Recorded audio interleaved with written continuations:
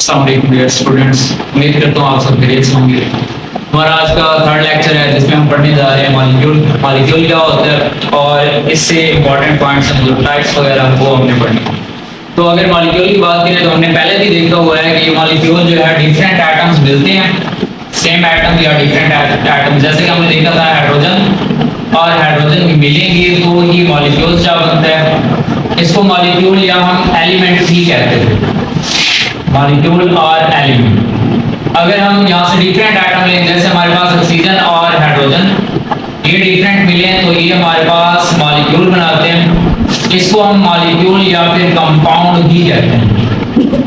तो इस वजह से हम लिखते हैं the smallest particle of an element और कंपाउंड, किसी कंपाउंड या एलिमेंट का सबसे छोटा पार्टिकल जो क्या कर सकता है बेटा, विच कैन एग्जिस्ट इंडिपेंडेंटली, जो आजादाना तौर पर रह सकता हो। जैसे ये वाला हाइड्रोजन को देख लें या हमारे पास वाटर को देख लें, ये फिर से बॉन्ड नहीं बनाता, तो इस वजह से ये क्या कर सकता है, आजादाना एग्जिस्ट कर सकता है। इसी वजह से हम इसको कहते हैं मॉलिक्यूल। मॉलिक्यूल क्या है, smallest particle of a substance. Substance में हमारे पास एलिमेंट हो सकता है या फिर कंपाउंड जो क्या कर सकता है, विच कैन एग्जिस्ट इंडिपेंडेंटली, जो आजादाना तौर पर रह सकता है, उसे हम मॉलिक्यूल कहते हैं। मॉलिक्यूल्स की टाइप्स अगर देखें, इसकी एग्जांपल देख लें तो हमारे पास ये वाले वाटर हो गया, इसके साथ हाइड्रोजन मॉलिक्यूल ठीक हो गया। इसी तरह नाइट्रोजन है हमारे पास, ऑक्सीजन मॉलिक्यूल्स की एग्जांपल। लेकिन अगर हम नियॉन को देखें तो ये सिर्फ एक ही एटम एग्जिस्ट करता है, ये दूसरे एटम के साथ बॉन्ड नहीं बनाता, ये सिर्फ अपनी आजादाना हालत में ही एग्जिस्ट करता है। इसको हम एटम भी कहेंगे या फिर मॉलिक्यूल भी कह सकते हैं। इसी वजह से इसको वैसे नाम दिया जाता है मोनोएटॉमिक मॉलिक्यूल, मतलब ये सिर्फ एटम की फॉर्म में ही एग्जिस्ट करता है।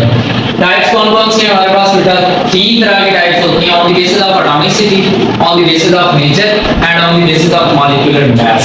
अगर हम चेक करें एटॉमिसिटी में क्या होता है, the number of atoms in a molecule. किसी भी मॉलिक्यूल में जो एटम्स होते हैं हम उसको एटॉमिसिटी कहते हैं। अब इस मॉलिक्यूल में अगर हम एटम देखें तो हमारे पास दो हाइड्रोजन के एटम है, तो इसकी एटॉमिसिटी भी 2 ही होगी।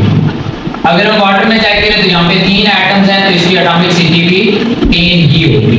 तो ये डिफरेंट जो एटम्स होते हैं किसी भी मॉलिक्यूल के अंदर, उनकी तादाद को हम कहते हैं atomic city, the number of atoms in a molecule. किसी भी मॉलिक्यूल के अंदर जितने भी एटम्स होते हैं वो हमारे पास एटॉमिक सिटी होगी।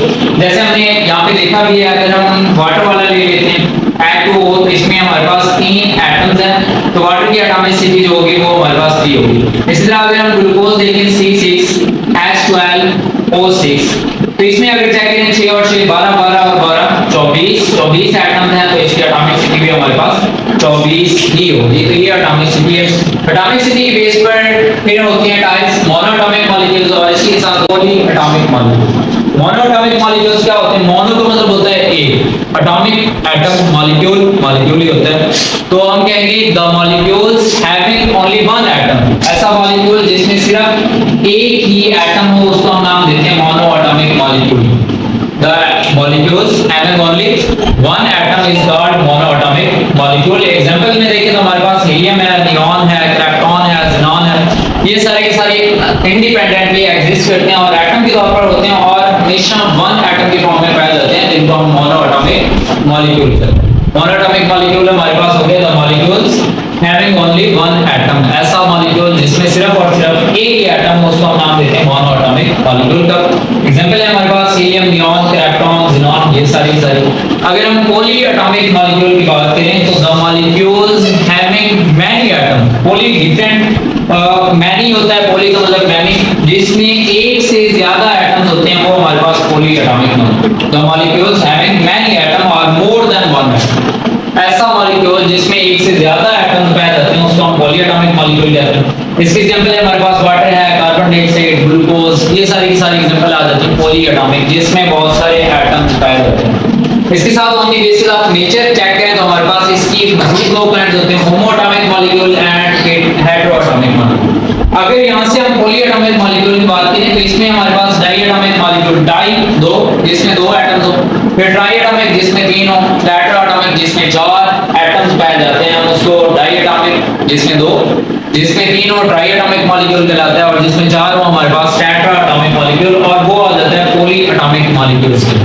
फिर हमारे पास नेचर के बेस पे होमो का मतलब होता है सेम, और एटॉमिक लिया गया एटम से, और है molecules, molecules having same atom, same kind of atoms, उनको हम नाम देते हैं होमोएटॉमिक मॉलिक्यूल। एग्जांपल हमारे पास H2, जैसे हमारे पास हाइड्रोजन का मॉलिक्यूल हो गया, ऑक्सीजन का हो गया, सल्फर का हो गया, फास्फोरस का, ये सारे के सारे होमोएटॉमिक मॉलिक्यूल्स होते हैं जो एक जैसे एटम्स पर मुश्तमिल होते हैं। हेट्रोएटॉमिक मॉलिक्यूल की अगर हम बात करें तो हेट्रो का मतलब होता है डिफरेंट, हेट्रो का मतलब होता है डिफरेंट। तो यहाँ से लिखते हैं the molecules having different kind of atom, वो मॉलिक्यूल जिसमें डिफरेंट काइंड्स पाए जाते हैं एटम्स की, हम उनको नाम देते हैं हेट्रोएटॉमिक मॉलिक्यूल। एग्जांपल हमारे पास वाटर है, इसमें मुख्तलिफ तरह के एटम्स हैं, फिर कार्बन डाइऑक्साइड है, ग्लूकोज, ये सारे के सारे हमारे पास हेट्रोएटॉमिक मॉलिक्यूल्स हैं। फिर है on the basis of molecular mass, अगर हम मॉलिक्यूलर मास की बात करें तो उसकी भी दो काइंड होती है, macro molecules and micro molecules. Micro का मतलब होता है कम, less, the molecules having less molecular weight, वो मॉलिक्यूल्स जिनका मॉलिक्यूलर वेट कम होता है हम उनको माइक्रो मॉलिक्यूल कहते हैं। एग्जांपल वाटर एंड मिनरल्स हो गए। साथ होते हैं मैक्रो मॉलिक्यूल्स, मैक्रो का मतलब होता है हाई, ज्यादा। The molecules having high weight are called macro molecules, वो मॉलिक्यूल्स जिनका मॉलिक्यूलर वेट ज्यादा होता है मैक्रो मॉलिक्यूल्स। जैसे कि हमारे पास हेमोग्लोबिन है, ग्लूकोज है। फिर हेमोग्लोबिन क्या होती है, बेसिकली ये प्रोटीन है और इसको नाम दिया जाता है ऑक्सीजन कैरिंग प्रोटीन, क्योंकि ये जिस्म में ऑक्सीजन को सप्लाई करती है, तो इस वजह से ऑक्सीजन कैरिंग प्रोटीन हमारे पास हेमोग्लोबिन है। और इसकी एटॉमिसिटी की बात करें तो इसकी एटॉमिसिटी होती है 10,000 एटम, मतलब इसमें 10,000 एटम्स पाए जाते हैं, तो इसका मतलब ये हुआ कि इसकी एटॉमिसिटी हमारे पास 10,000 होती है। इसके साथ इसने लिखा है कि it is 68,000 heavier than hydrogen atom, ये हाइड्रोजन एटम से 68,000 हैवियर होती है। फिर एटॉमिसिटी से रिलेटेड कुछ पॉइंट्स हैं जो एमसीक्यूज वगैरह में पूछे जाते हैं। इन पॉइंट्स में से पहला है हमारे पास the atomicity of haemoglobin with respect to hydrogen molecule. अगर मॉलिक्यूल की बात करें तो ये हमारे पास 64,000 होती है। ये कैसे हमें हासिल होती है, atomicity of haemoglobin divided by जो एटॉमिक मास होता है एटम का, उस पे डिवाइड कर दें तो हमारे पास वो एटॉमिसिटी कहलाती है। और ये हमारे पास पहले है हाइड्रोजन मॉलिक्यूल के लिहाज से, तो 68 डिवाइडेड बाय हमें पता है इसका एटॉमिक मास 2, तो 2 पे डिवाइड कर दें हमारे पास 34,000 आ जाता है। फिर हीलियम है, हीलियम की एटॉमिक मास में आते हैं तो हमारे पास 4 पे अगर हम इसको डिवाइड करते हैं तो ये हमारे पास 17,000 आ जाता है, 17,000 एटॉमिक सिटी है हेमोग्लोबिन की with respect to helium, helium के लिहाज से 17,000। फिर हमारे पास है कैल्शियम, कैल्शियम की अगर बात करें तो इसका हमारे पास एटॉमिक मास 40 होता है, 40 divided by atomicity of haemoglobin, 68,000 divided by 40 करा दें तो 1700, 1700 इसका आंसर आता है।